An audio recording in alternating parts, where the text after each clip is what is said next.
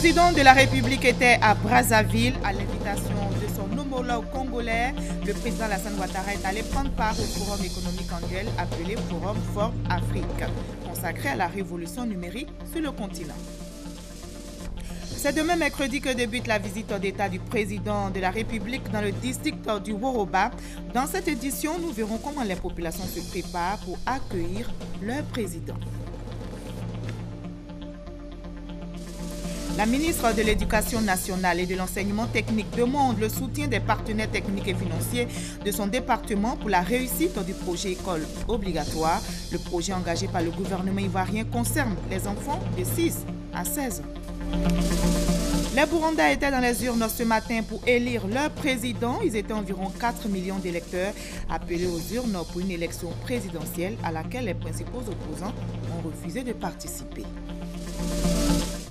Bonsoir à tous. Merci de regarder le journal de RTI 1. Le président de la République était à Brazzaville à l'invitation de son homologue congolais Denis Sassou Nguesso. Le président Alassane Ouattara est allé prendre part au forum économique annuel appelé Forum Forbes Afrique. Cette édition est consacrée à la révolution numérique sur le continent. C'est un reportage de Jérôme Kofi Aboulé. À son arrivée à l'aéroport international Maya Maya de Brazzaville aux environs de 17h30 heure locale, soit 16h30 GMT ce lundi, le président de la République Alassane Ouattara a été accueilli à sa descente d'avion par son homologue congolais Denis Sassou Nguesso. Le chef de l'État ivoirien a évoqué le numérique comme facteur important de développement tout en faisant allusion au thème, à savoir la révolution numérique du 4e Forum économique Forbes Afrique qui constitue l'objet de sa visite à Brazzaville. La croissance économique, c'est le développement, c'est le bien-être des populations et c'est pour cela que nous œuvrons à ce que le numérique à 10% par an depuis 4 ans, ce qui est exceptionnel dans le monde. Nous faisons partie des 10 économies les plus performantes dans le monde. Outre les personnalités officielles, une forte délégation des Ivoiriens vivant au Congo était de l'accueil à l'aéroport de Brazzaville pour ovationner le président Alassane Ouattara. Le chef de l'État ivoirien, avec à ses côtés son homologue congolais, n'a pas boudé le plaisir de s'offrir un bain de foule. Voilà, le président de la République, noté le 1, a regagné Abidjan ce soir.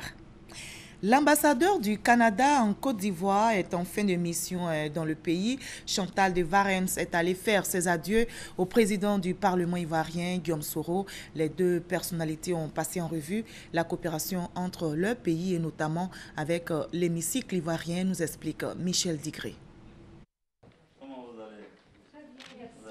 Elle a contribué au cours de sa présence en terre des Burni à booster les relations diplomatiques entre la Côte d'Ivoire et le Canada. La coopération avec le Parlement ivoirien n'a pas été un reste. Au moment où la mission de l'ambassadrice canadienne Chantal de Varens arrive à son terme, elle fait ses adieux au président de l'Assemblée nationale de Côte d'Ivoire, Guillaume Soro. Je suis venue le remercier pour sa bienveillance, sa sollicitude, son intérêt à l'endroit du Canada. Et j'ai profité bien sûr de cette audience pour évoquer avec le président de l'Assemblée nationale l'excellente coopération parlementaire entre le Canada et la Côte d'Ivoire. Le président de l'Assemblée nationale de Côte d'Ivoire s'est lui-même rendu au Canada à 2 reprises, en 2012 et en 2014. Des délégations de parlementaires canadiens sont venues en Côte d'Ivoire en 2013, en 2014. Et ces visites ont contribué à renforcer nos relations bilatérales et à mettre en place une coopération parlementaire très fructueuse à travers notamment l'Assemblée parlementaire de la francophonie. Pendant que Chantal de Varens quitte le pays, le nouvel ambassadeur de Suisse en Côte d'Ivoire, lui, est allé saluer Guillaume Soro après 2 mois de présence sur les bords de la lagune ébriée. Le président est revenu de Suisse où il a participé à une conférence des parlementaires francophones. Lors de cette visite, il a pu rencontrer ses homologues, les 2 présidents des 2 chambres parlementaires suisses. On a échangé sur les relations entre la Suisse et la Côte d'Ivoire. Le médiateur de la République Ngolo Coulibaly et le préfet de la région de Lagnébi-Tiassa ont échangé aujourd'hui au centre de la rencontre les conflits fonciers dans la région de Lagnébi-Tiassa, la mise en œuvre de l'opération d'actualisation du fichier du cadastre forestier. La requête sur ce litige foncier avait été introduite auprès du médiateur par les chefs de village de la région relativement à l'opération d'actualisation du fichier du cadastre forestier. Le médiateur de la République, soucieux de régler le conflit, veut entendre toutes les parties et faire des propositions pour un règlement définitif.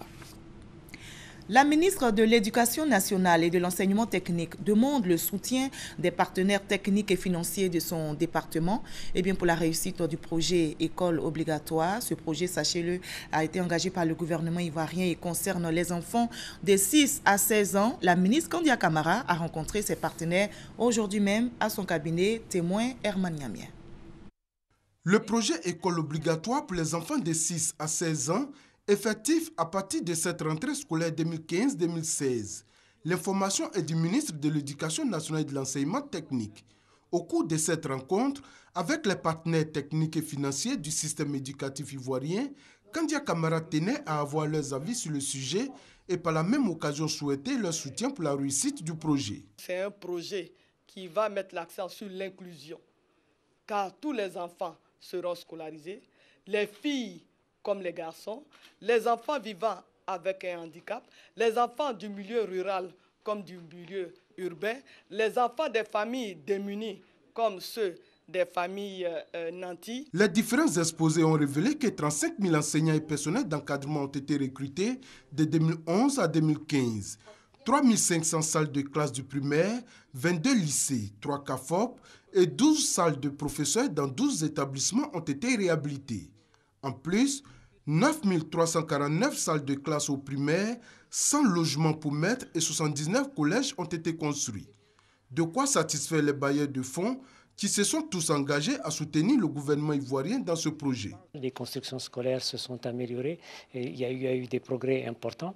Les recrutements ont été soutenus sur une période de 4 ou 5 années. On a pu constater qu'effectivement les enseignants ont été recrutés en nombre suffisant pour accompagner la vision et la politique de l'État de Côte d'Ivoire. La rentrée scolaire 2015-2016 est fixée au lundi 21 septembre prochain. Il n'y a pas de grippe aviaire en Côte d'Ivoire. Le ministère des Ressources animales et halieutiques rassure les populations. Les poulets de ferme et élevage peuvent être consommés sans risque.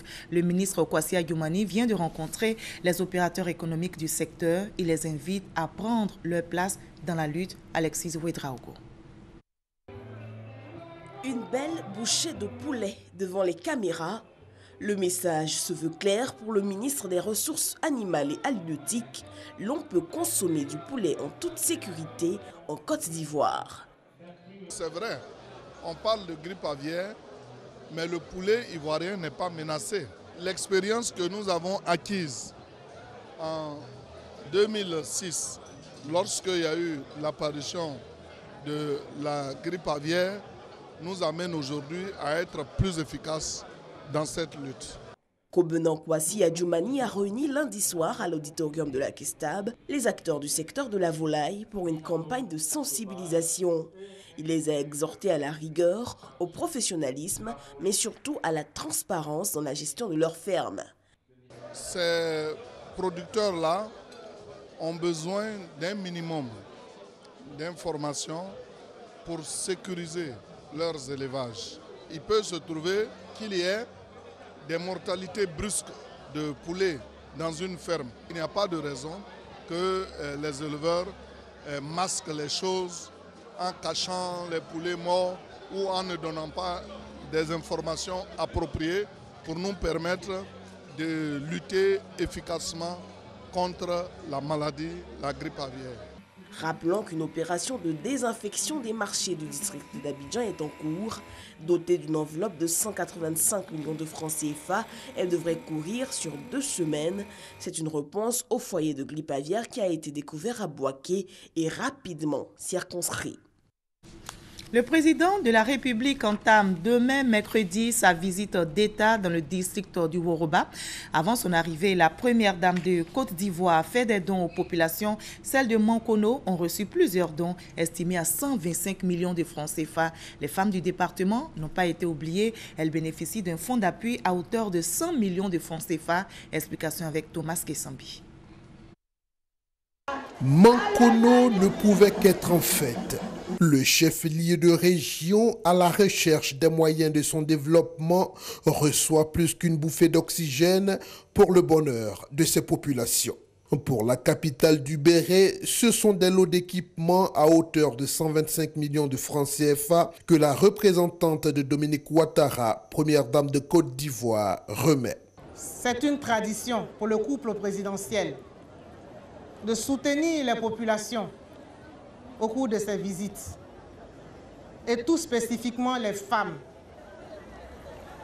La spécificité de ces dons, c'est qu'ils sont variés, ils sont diversifiés et ils sont nombreux pour le bonheur de toutes les populations. Le FAPSI, vous en avez entendu parler. Vous savez que la première dame a créé ce fonds pour aider ses sœurs. Je voudrais vous dire officiellement que la première dame a mis 100 millions pour les femmes du département de Mankono. Pour les cadres qui ont l'éprouvante tâche de la gestion des cités du Béret, ces dons de la première dame sont un véritable soulagement. Pour les femmes du Béret, pour la santé, pour l'agriculture, chaque fois qu'il y a quelque chose, c'est au président du conseil régional qu'on s'adresse. Et là, c'est pour moi un soulagement immense que je dois souligner et remercier la première dame pour sa grandeur d'esprit et sa générosité infinie. Le fonds FAPSI offre encore aux femmes du département la somme de 100 millions de francs CFA. Je peux vous assurer que, comme un seul homme, tous se sont dressés pour dire encore une fois merci à Madame la Première Dame, à cette femme généreuse qui, de tout temps, a apporté son soutien aux populations et particulièrement aux femmes. Pour la seule région du Béret, ce sont au total 325 millions de francs CFA de dons en matériel et 100 millions de francs CFA de fonds d'appui aux femmes. Et pour cette visite d'État qui démarre demain, le président de la République se rendra dans les régions du Bafing, du Worodougou et du Béret. Dans toutes ces régions, les populations s'activent pour accueillir le chef de l'État à Oussougoula. Dans le Béret, les populations comptent remporter la palme de la mobilisation. C'est un reportage d'Abou Sanogo. Oussougoula est un des 3 grands quartiers de Mankono, chef-lieu de région du Béret, avec les quartiers de Toulé et Mankono. Situé à environ 2 km du centre-ville sur l'axe Mankono-Zenoula, Oussougoula attend réserver un accueil chaleureux au président de la République Alassane Ouattara qui sera dans la région du Béret le vendredi 24 juillet prochain. Et à Moussokoro, il y a au moins 20 voitures qui vont quitter là-bas. À Abidjan, il y a au moins 5 cars qui vont venir pour l'accueillir. À Ségala aussi, il y a partout. Tous les enfants de Oussougoula, où ils se trouvent. Mais nous, on est quittés à Paris.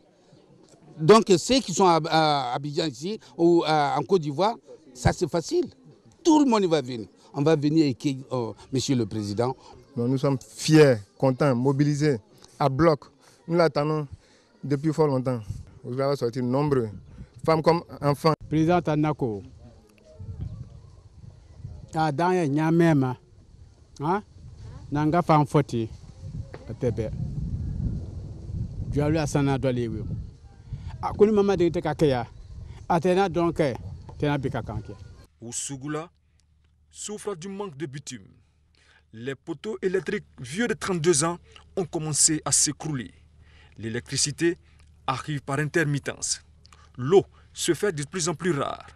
Le centre de santé, quant à lui, atteint encore son premier infirmier. Quant aux rues du quartier de Oussougoula, pour la plupart sont dégradées. Les populations attendent avec beaucoup d'espoir la visite du président de la République Alassane Ouattara. Mankono à Oussougoula, il y a 3 km, on n'a pas encore de goudron. Zonvla et Mankono, ça fait 70 km. Vraiment, nos pensées, tous les vieux, on quitte Abidjan à 8 h, à midi déjà on est là. Mais à cause de sans goudron, on ne peut pas. On arrive ici à 14h. Pourtant, Macondo et Abidjan, ce n'est pas long. Il y a beaucoup de désagréments pour l'évacuation des produits agricoles, pour le transport même des passagers, ça cause vraiment beaucoup de désagréments. En tous les cas, Oussougoula sera présent à l'accueil du président de la République Alassane Ouattara. Une visite qui, selon ses populations, apportera le développement dans le Berry. Et les populations de Tomono, c'est toujours dans le département de Mankono. Elles sont aussi mobilisées. Elles attendent avec impatience le président de la République. On retrouve notre reporter Abou Sanogo. Tomono est une localité du centre-ouest de la Côte d'Ivoire. Elle est située à 29 km de la ville de Mankono et à 12 km de celle de Sarala. Elle fait partie des localités de la région du Berry. Tomono est le chef-lieu des localités du canton Kanyene. Son marché est hebdomadaire et se déroule tous les samedis. Tomono compte 3 grands quartiers, Seya, Yaworola et Bamarasso. Tomono a une population estimée à 6 000 habitants composée essentiellement de Malinké ou Kanyenega, qui sont les autochtones Bakayoko, Kamagate, Tioté et Ouattara et des Senufo-Gbato. Tomono n'attend pas se faire prier pour réserver un accueil chaleureux au président de la République, Alassane Ouattara. Toute la population est mobilisée pour attendre le président de la République. Et avant de parler de cette mobilisation, je voudrais remercier le président de la République, Alassane Ouattara, pour avoir pensé au Berry et particulièrement à Tomono. Tomono attend beaucoup de cette visite d'État. Nous demandons au président de la République que Tomono soit érigé en chef-lieu de sous-préfecture. En ce qui concerne la décentralisation, nous souhaitons que Tomono soit érigé en chef-lieu de sous-préfecture. Les populations de Samorosso, Danwara, Gona, Tonzoa, Tomono et Tondolo s'engagent à relever le défi de la mobilisation. Et c'est aussi la ferveur à Koro. Allez, tout est fin prêt. Les populations sont impatientes de recevoir le président de la République. Koro, la cité de Yirima, vit déjà au rythme de la visite présidentielle. Rue nettoyée et embellie aux couleurs nationales, bâtiments administratifs relookés, la ville se part de ses plus beaux atouts. C'est ici que se tiendra le meeting, non loin du mausolée d'El Hadj Moussa Bakayoko, fondateur de la cité de Koro. Ici, élus, cadres des populations promettent un accueil des plus chaleureux au couple présidentiel. Toute la population est en effervescence, toute la population est impatiente de voir arriver le président de la République et je crois que son accueil sera grandiose, fait dans la joie, dans le bonheur. Nous savons accueillir le président. Le président sait que Koro sait l'accueillir. Et ce que nous voulons, nous allons encore prier pour lui. Les Korokas vont prier pour lui, pour son deuxième mandat.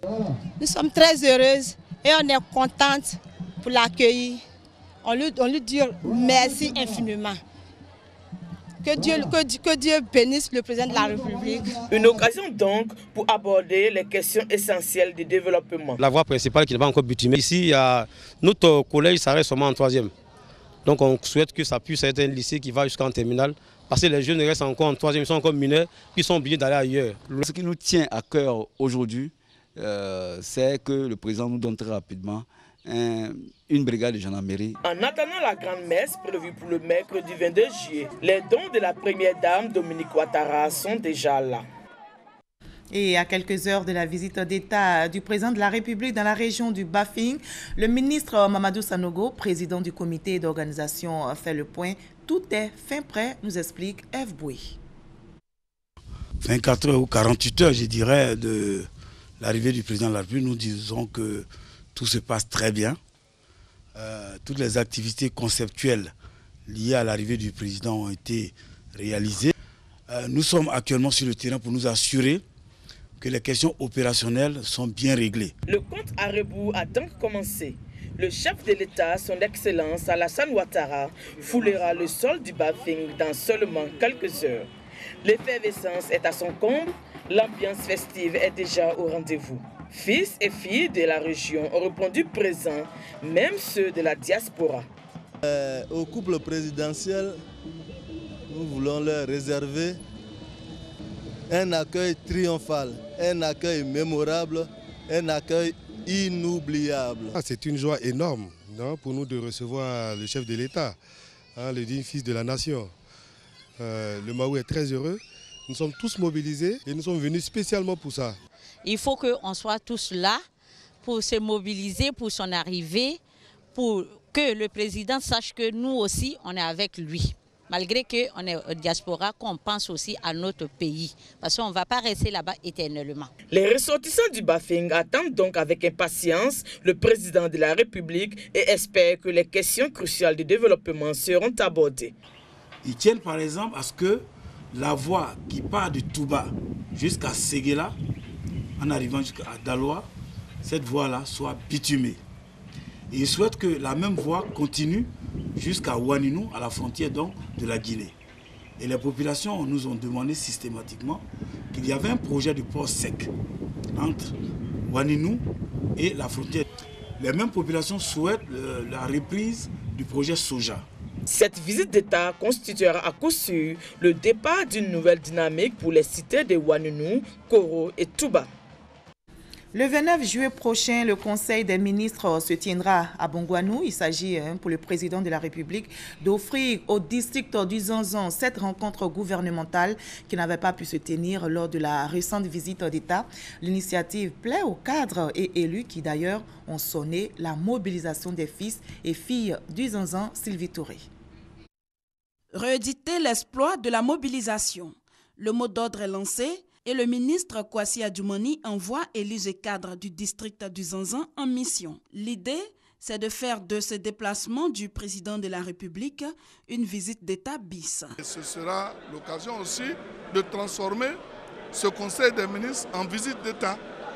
Parce que nous avons besoin de parler à notre chef. Nos populations l'ont dit tout à l'heure, elles sont prêtes à accueillir le président de la République dans la ferveur totale et lui dire que les populations du Zanzan sont acquises à sa cause. Il va donc s'agir de dire merci au président de la République pour les retombées de la dernière visite d'État, car elle aura permis aux Zanzans de faire reculer les ténèbres grâce à l'augmentation du taux de couverture en électricité, de bénéficier également d'un meilleur accès à l'eau potable et de nouvelles infrastructures. Sur le fleuve Pomoué, il y a quelque chose qui est en train de se faire. Le pont, il est fini. On attend l'inauguration avec impatience d'ailleurs. Donc c'est l'occasion pour nous, population de Sandégué et de Bondoukou, que ce pont va désenclaver, de lui réserver un accueil chaleureux. Le président nous a promis une université. On espère que tout sera fait en sorte qu'à la prochaine rentrée, nos enfants puissent aller dans cette université-là. Le 29 juillet donc, tous les Zanzans se donnent rendez-vous à Bondoukou pour donner au Conseil des ministres une allure de fête populaire. Voilà, vous l'avez vous-même rectifié, le 29 juillet prochain, le Conseil des ministres se tiendra à Bondoukou.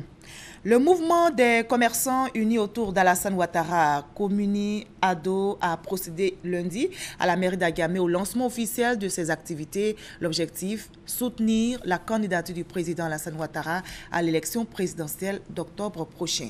Eli Adou, Hamza Diaby. La réélection du président Alassane Ouattara passe par les commerçants. Ces mots sont de Farikou Soumaoro, le président du Comuni Ado, le mouvement des commerçants unis autour d'Alassane Ouattara. Un mouvement né de la synergie de plusieurs organisations de commerçants pour soutenir le président Alassane Ouattara pour sa réélection à la présidentielle d'octobre prochain. Nous allons soutenir le président en allant vers tous les commerçants à travers la Côte d'Ivoire pour leur apporter la bonne nouvelle, pour dire que pour une stabilité et pour la paix de notre pays, il faut donner un second mandat à Alassane Ouattara. Les commerçants, acteurs privilégiés de l'économie nationale, se disent prêts à jouer leur partition pour la réélection du candidat unique du RHDP. Soutenir l'action du président de la République par rapport aux œuvres qu'il a réalisées en si peu de temps. Donc l'initiative, elle est bonne. Elle doit être confirmée au Palais des Sports pour montrer effectivement que tous les commerçants sont avec le président de la République. Pour la victoire du président Alassane, nous allons partir les mobiliser. Je crois qu'avec la mobilisation, il aura 100% par rapport au vote. Le mouvement Comuni Ado entend organiser un meeting dans les jours à venir pour soutenir les idéaux du président Alassane Ouattara. Ces jeunes filles, elles ont décidé de s'unir pour faire la promotion des disciplines scientifiques. Une amicale est donc née. Elle a vu le jour à l'université Nangui Abrogwa d'Abobo, Armand Boui, Herman Niamien. Ce sont des jeunes filles, des étudiantes, toutes inscrites dans les filières scientifiques dont elles veulent faire la promotion.